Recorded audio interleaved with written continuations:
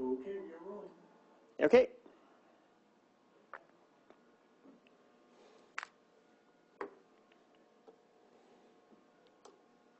Hi, today we're going to be talking about regression.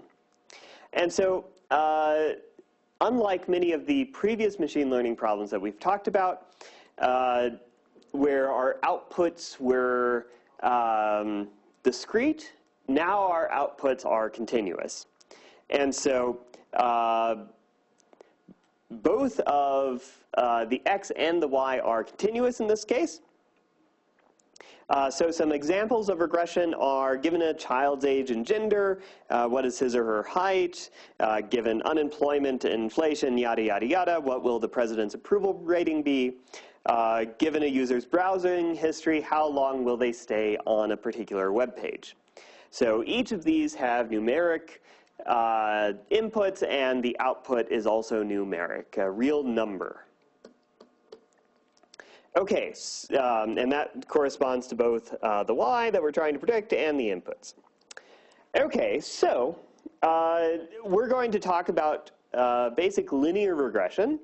And in this case, our examples are a vector of input and then an output number. And we relate the inputs to the outputs as a linear function. Where you have a vector, take the dot product with the x, and then you add in the bias term. This should look a lot like support vector machines or many of the other things that we've talked about, except now we're going to actually use the output of that as our final answer, rather than transforming it in some way, i.e. turning it into a probability. And this vector form is the most general way of talking about this, so this is the formulation that we'll use going forward. Then when you have that, then this sum just becomes a dot product, and so it's very easy to write. And so in multiple dimensions, instead of having a line that becomes what you're predicting, it now becomes a hyperplane. So this should be very familiar to you. One thing that we should stress is that the inputs don't need to be raw values. You can do transformations of your data, and oftentimes this is a very good idea. So for instance, taking the log of your inputs, doing things that look like the kernels that we talked about in support vector machines, or adding in interactions. So again, so this is like polynomial kernels, and this is like the RBF kernels. And because of its simplicity and flexibility, this is one of the most widely implemented techniques in data science and machine learning. So given some data, how do you fit a regression? And so, like most of our algorithms, there's some objective function that we're trying to optimize. And in this case, the objective function is the Euclidean distance between the data and the fitted line. So the residual sum of squared errors. And you can use calculus to figure out that the value of beta that minimizes the RSS is this. So you can create a closed form that gives you your weight vector optimally. And then at prediction time, you basically just find the point on the line that corresponds to the new input. So let's say that we have this linear function, and then we want to predict the point x equals to 5. So we just plug that in to our line equation, and then we get 3.5 out.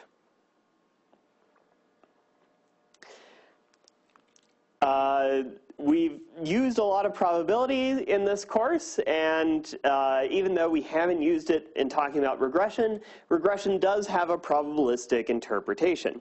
What you can do is you can assume that your y's come from a Gaussian distribution whose mean is the dot product between your regression parameter and your data.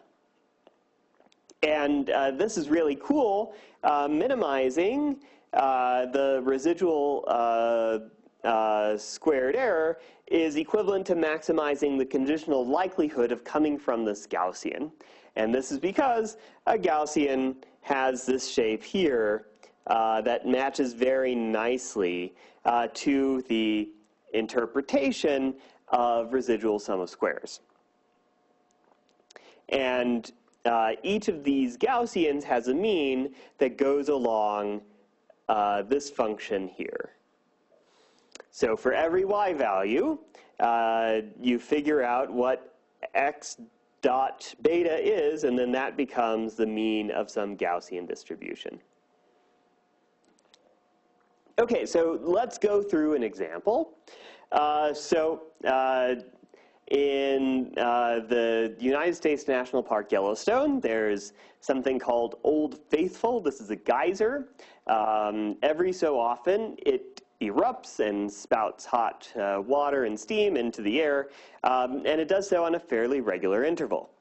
And so what we want to do is we want to predict how long we'll have to wait until the next eruption of Old Faithful, given how long the current eruption has lasted. And if we plot these data, you can see that it has a fairly linear shape. And so as the current eruption time goes on and on and on, the longer we'll have to wait until the next eruption. So we can use many different tools to find linear regressions. I like using a open source software package called R for doing linear regressions. It's very nice and intuitive. This is what it looks like when you run R to find your regression. So another nice thing about R is that it's free. In both senses of the word.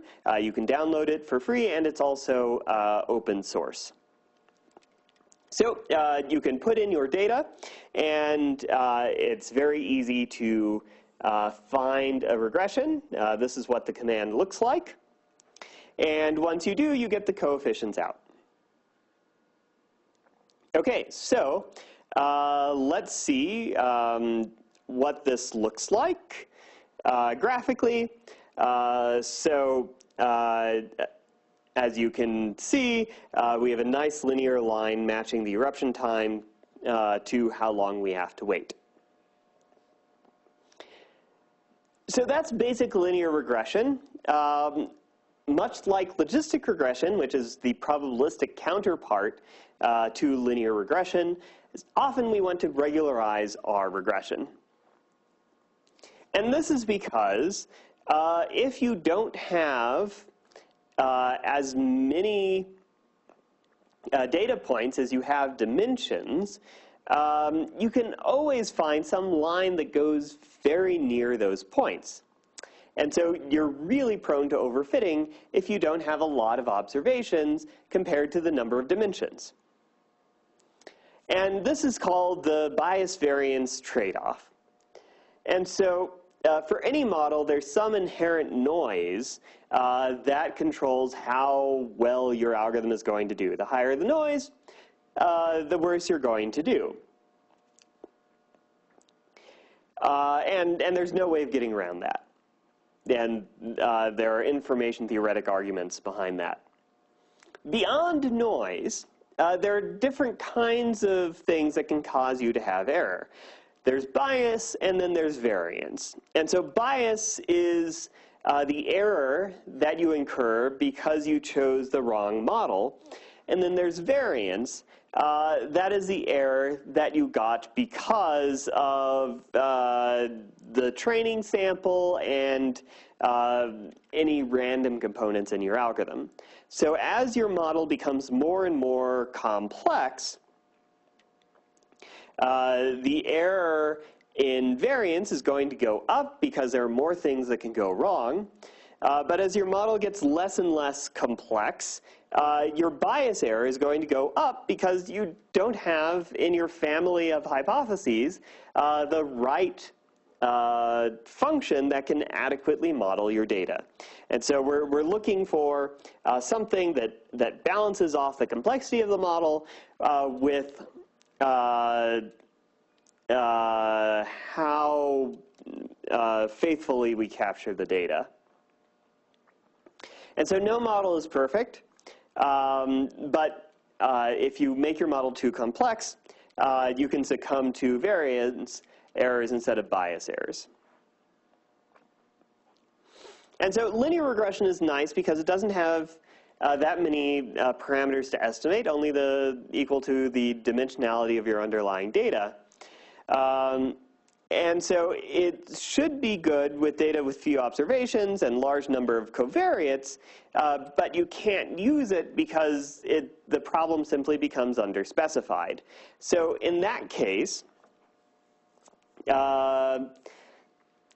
what you want to do is basically set everything to 0. And maybe that sort of makes sense, but what we would like to do is to be able to use linear regression for problems like gene expression data, where we have dozens of patients, and we want to regress on their gene expression levels. And the number of genes that you might have could be in the thousands, the tens of thousands even. So we're very much in the case of p much greater than n. And so is there a way that we can capture the intuition that only a handful of genes should affect the outcome? And so we can phrase this as a regression problem. And then we want to, say, predict some outcome for the patient, like how long they will live. And so does it really matter which genes we use to predict? No, so long as we make a good prediction. In that case, we want to make sure that we don't overfit, that we have good predictions that are robust to swapping out patients.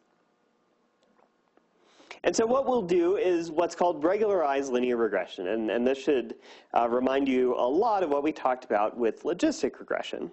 And so we'll still have our sum of squared errors, and so that remains the same, but we'll add this additional penalty term that basically says we don't want our model to get too complex. And so lambda acts as this trade-off like we had before, and so we can control how complex we want our model to get with this lambda.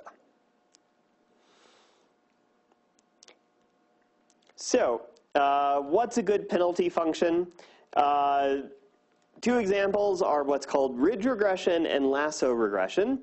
In ridge regression, we basically have squared coefficients on our beta. And in lasso regression, we have absolute value. And so one thing that's interesting to think about is what sort of models do these encourage?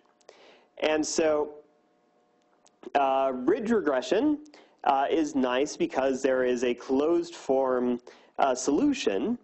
But the downside is, even though you have this closed form solution, most of the coefficients are close to 0,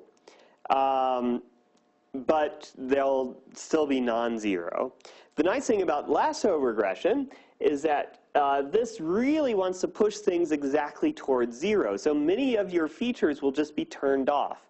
And this is nice because it gives you nice interpretable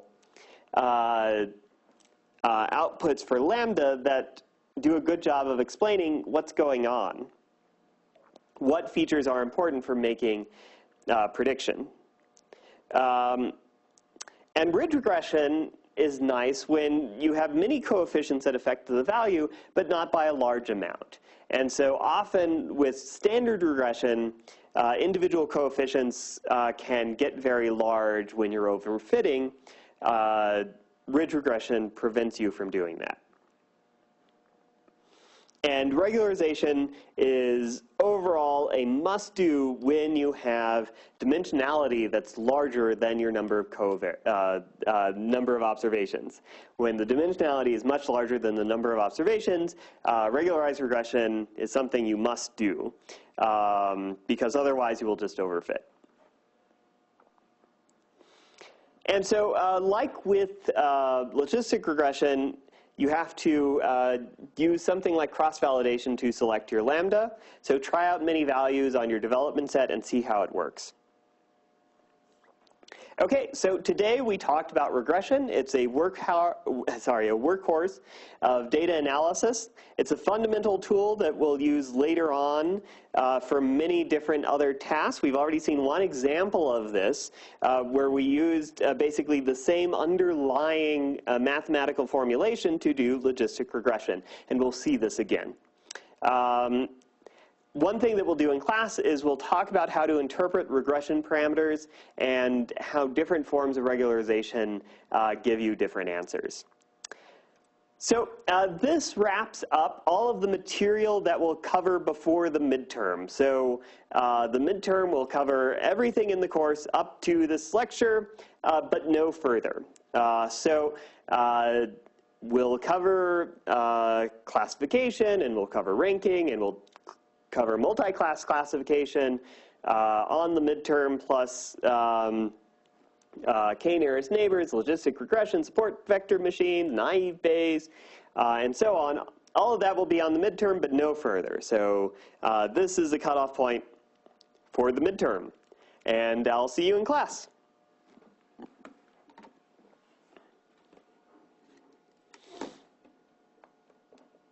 All right, and that's it for all of the recording.